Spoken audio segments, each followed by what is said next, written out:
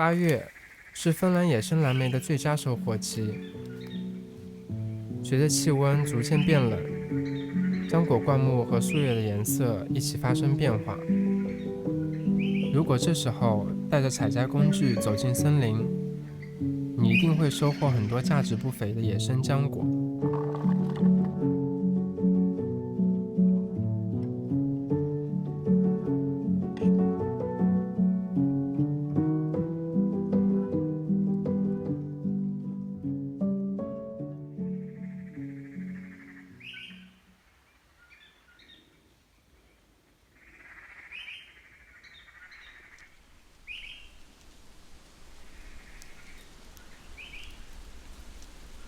在芬兰有2种常见的蓝莓，一种是只会在森林中出现的野生蓝莓，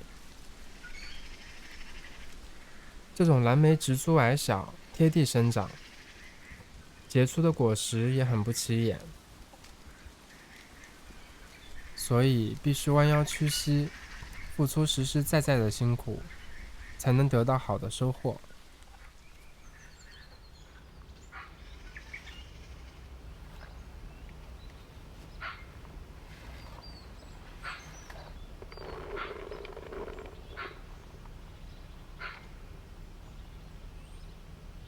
还有一种是果实硕大、果肉发白的种植蓝莓。今年年初，我们在院子里就种下了这样2株。它不像野生蓝莓那样，对生长环境有着苛刻的要求。种植后几个月的时间就结下了不少果子，可味道吃起来却比野生的要逊色很多。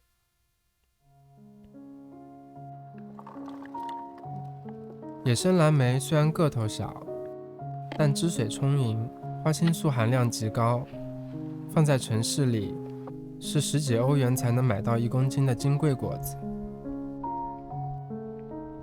可芬兰人貌似对采摘并不是很感兴趣，大片的蓝莓就这样留守在森林里，鲜有人问津。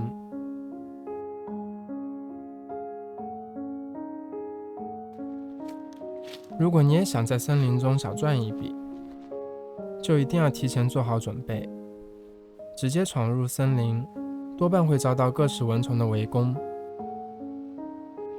芬兰森林中的蚊子特别多，所以优先要选择透气的长袖衣物，遮蔽皮肤的同时，也要避免过于闷热。下身可以选择布料紧实耐磨的牛仔裤，这样蚊虫很难透过衣物叮咬皮肤。保险起见，还要喷上防蚊喷雾，换上高帮的靴子，全副武装地进入森林，才能有效地保护自己。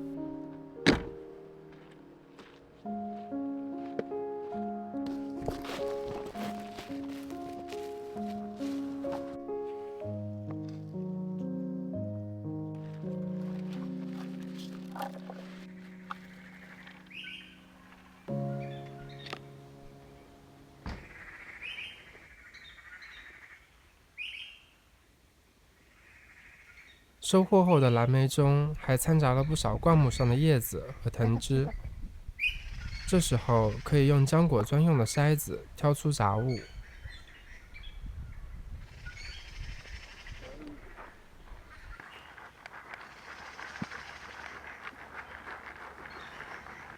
只要它没有那个叶子了，然后也没有坏。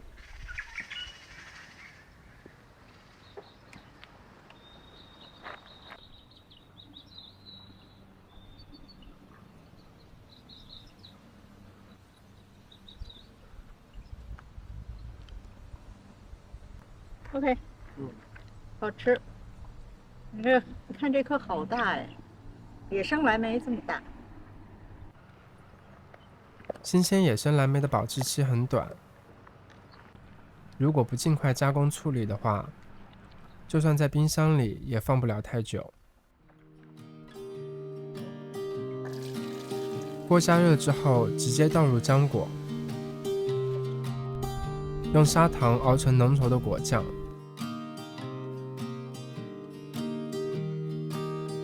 熬好的果酱放进希腊酸奶中，酸奶与果酱充分混合之后，会呈现出好看的淡紫色。之后将蓝莓酸奶放在做好的派皮上，在酸奶上铺上一层浆果之后，再用剩下的酸奶填满。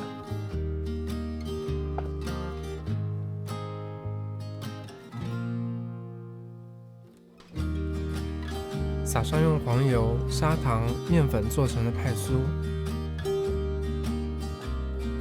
表面点缀上浆果，送进烤箱190度烤制30分钟。之后还需要将烤好的蓝莓派放进冰箱冷藏1晚，等待酸奶重新凝固。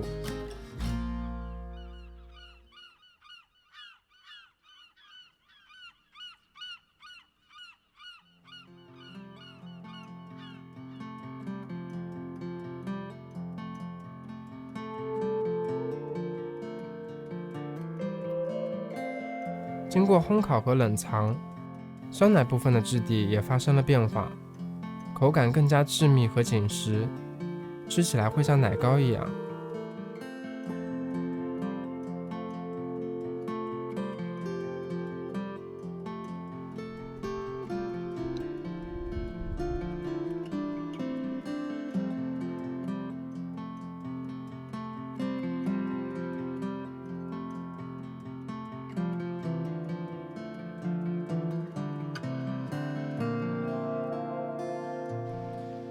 吃吗，亚米？好吃吗？哎呀，耳朵上都是。